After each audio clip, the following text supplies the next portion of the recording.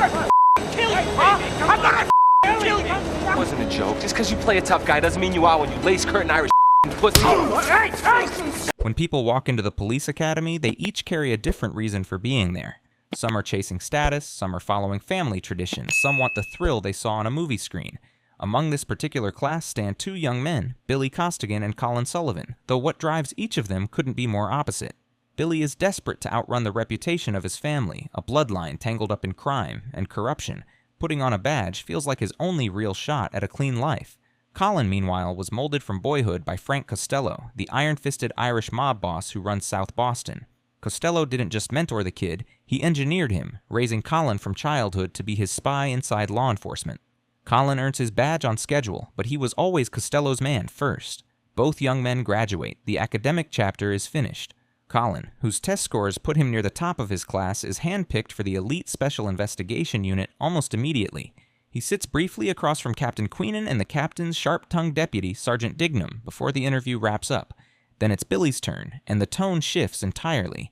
Dignam digs into Billy's history, bringing up his dead Uncle Jackie and the parade of criminals in his family tree, challenging why someone like him would ever want to be a police officer in the first place. We have a question. Do you want to be a cop, or do you want to appear to be a cop? Queenan listens carefully, then offers Billy something unexpected, not a place on the regular force, but undercover work. Given where Billy comes from, he is tailor-made for it. So what do I do? To build the cover story, Queenan and Dignam engineer a fake criminal case and arrange for Billy to serve a brief prison sentence before walking out on probation. The rumor mill does the rest. Billy is now a convicted man in the eyes of the street, and he looks every bit the part. Using his cousin as a bridge, he begins working his way into the criminal underworld, playing the role of a low-level dealer. One evening at a bar, Billy sits nursing cranberry juice while his cousin vouches for him to Arnold, the man who serves as Costello's right hand. I liked his Uncle Jackie better. Jackie was all right. When another man nearby sneers at Billy's drink, What, do you get your period? Billy answers by driving the glass straight into the man's face. The explosive reaction gets Arnold's attention. Word reaches Costello fast. Across town, Colin is thriving inside the Special Investigation Unit. The squad has locked its sights on Costello, who has recently stolen high-tech microprocessors built for military applications and is now looking to offload them to China. Behind closed doors, Colin is feeding Costello tips, warning him about how close the net is drawing. Billy, for his part, knows he needs to get deeper into Costello's world and quickly. One morning he spots it, his chance. Two Providence mob enforcers are shaking down a shopkeeper for protection money. Billy steps in and puts both men on the floor. The bold intervention pushes him further onto Costello's radar and earns him genuine credibility with the Irish crew.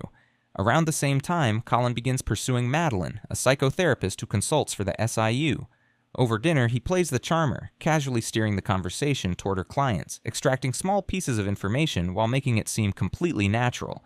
That same night, Billy is back at the bar with his cranberry juice. This time, Arnold walks in with Costello himself by his side. Do you know who I am? No. Billy is brought into a back room. Arnold looks him over carefully. Show me your arm. Flip it. He finds nothing, but Costello, still suspicious about the morning fight, seizes Billy's injured hand and grinds it under his boot, pressing him hard. Are you still a cop? No! No! After pushing him to his limit, Costello finally laughs, tucks some cash into Billy's hand for the trouble, and lets him leave.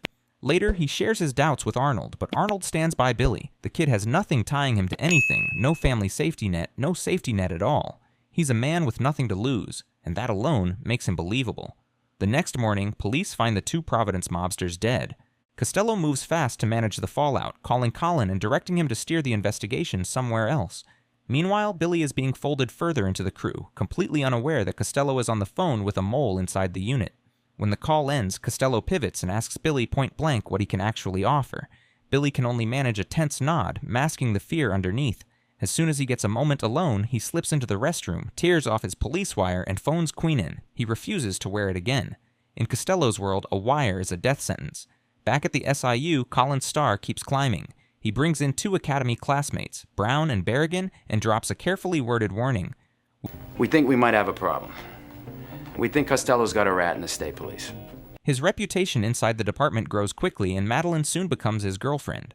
Billy, by contrast, is grinding through the dangerous daily reality of working under Arnold, collecting money, enforcing debts, getting his hands dirty. When he passes along information that leads police to one of Costello's men named Fitzy, they bring him in but lack a warrant to hold him. Then Colin appears off camera, playing the role of a Costello-sent lawyer. He hands Fitzy a phone and tells him to make a call. Fitzy dials Arnold with a coded message.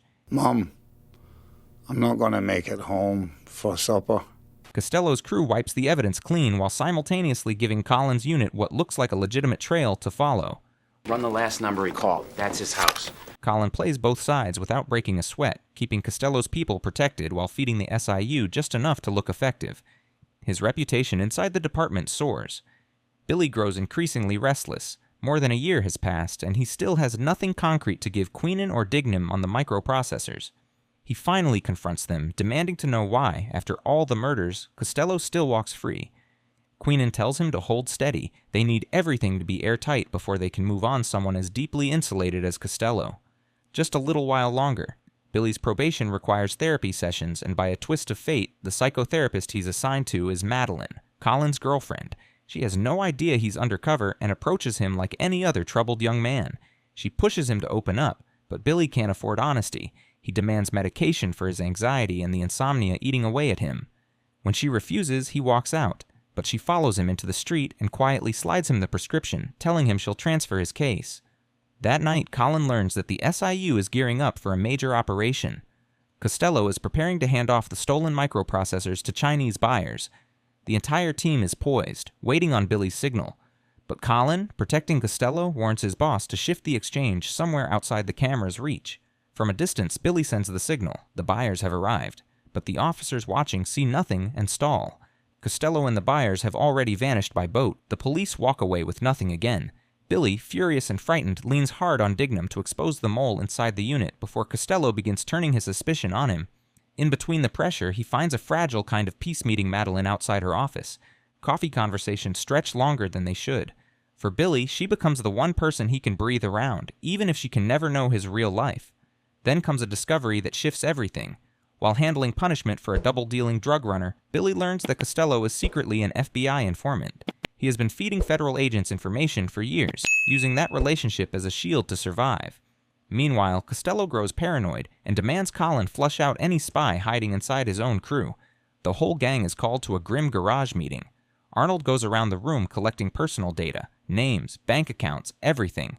Billy sits still, his blood cold, wondering if this is where it ends. Instead of breaking, he spots a spelling error on Fitzy's form, corrects it, then calmly tells Arnold he won't be submitting his information and walks out. That night, knowing his cover has an expiration date, Billy goes to Madeline's apartment. She doesn't turn him away, and they spend the night together. The next day, Costello pulls Billy aside. But Billy, worn raw by years of living in fear, finally pushes back. He tells Costello to pull the trigger if he doesn't believe him, but he's done playing these games. Costello, struck by the nerve it takes to say that, backs down. Billy exhales for the first time in what feels like forever. Colin, now tasked with hunting down the mole inside the SIU, sees it as the perfect cover to protect himself and eliminate any threats. That night, he slips away to meet Costello inside a movie theater, not knowing Billy has followed him there. Colin urges Costello to stay quiet while the search plays out. Costello, irritated but compliant, hands Colin an envelope stuffed with crew records, the very documents Billy had refused to fill out, his spelling correction still visible on the page. Billy trails the man who took the envelope, but Colin clocks the tail and disappears into the crowd without leaving a trace. The next day, Colin opens the envelope at his desk. Nothing in it points anywhere useful. Costello, meanwhile, pulls Billy off his latest drug run, saying he wants fresh faces for the job. Confused and uneasy, Billy reports it to Queenan, still unaware that his cover remains intact. Then Costello asks Colin point blank whether he's heard anything about new undercover recruits. Colin denies it and pretends he has sources monitoring undercover operations. Costello is satisfied. To deflect attention from his own failure, Colin orders detectives to surveil Queenan, betting that the captain will eventually make contact with the mole. The gamble pays off. Queenan arranges a secret meeting with Billy on a rooftop. We just went into a building down the waterfront. 344 Wash. Colin feeds the address to Costello's crew who descend on the location. They phone Billy, ordering him to help kill the informant inside, without understanding that Billy is the target. Billy barely makes it down the back stairwell. In the chaos above, Costello's men hurl Queenan from the roof. His body lands directly in front of Billy, who stands paralyzed. Gunfire breaks out before Colin can issue orders, and both sides suffer losses. Back at headquarters, the grief over Queenan's death is heavy. Dignam, incandescent with rage, punches Colin in the face and earns himself a 2-week suspension for it. Billy, meanwhile, faces accusations of arriving late to the ambush. A wounded man clinging to life whispers that he deliberately gave Billy the wrong address, yet Billy still found the right place. Before Billy can silence him, the man dies. Shaken to his core, Billy goes to Madeline, but she refuses to continue seeing him. She's chosen her boyfriend. Sitting alone in the quiet, Billy's phone rings. The number belongs to Queenan.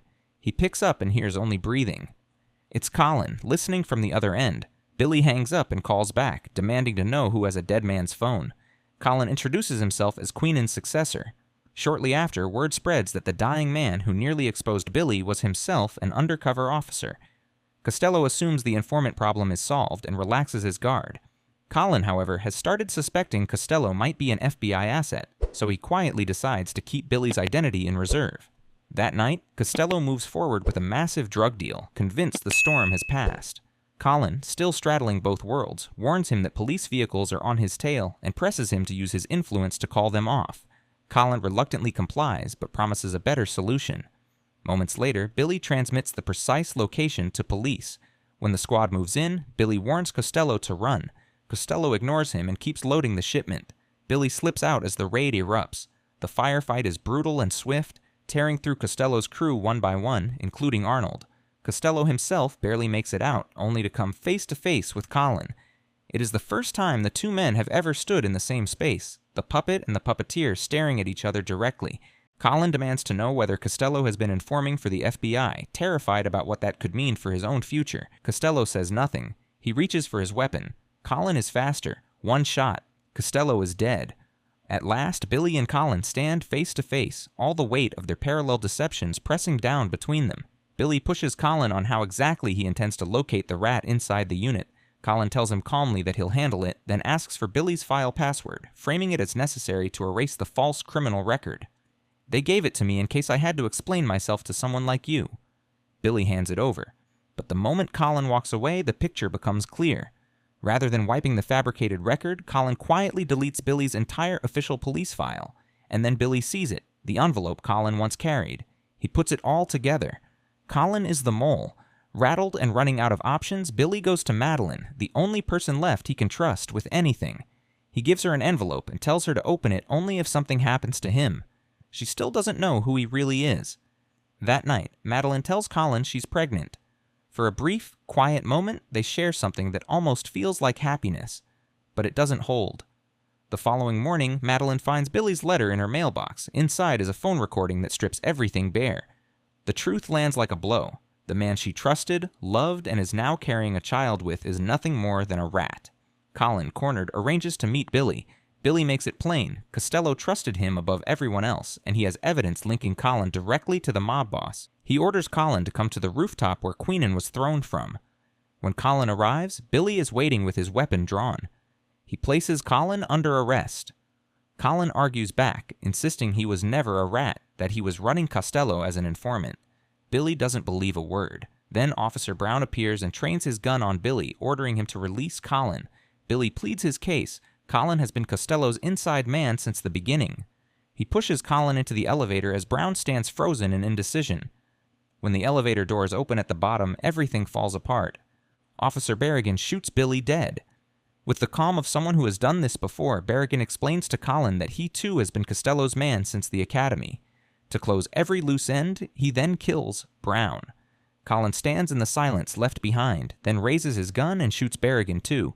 3 bodies, 1 survivor. Colin walks away. Later, he constructs the narrative. Billy discovered Berrigan as the mole and died in the resulting confrontation. Billy is given a full honors funeral. Madeline weeps, hollowed out. She understands now, far too late, that the man she turned away was the honest one, and the man she chose was rotten from the start.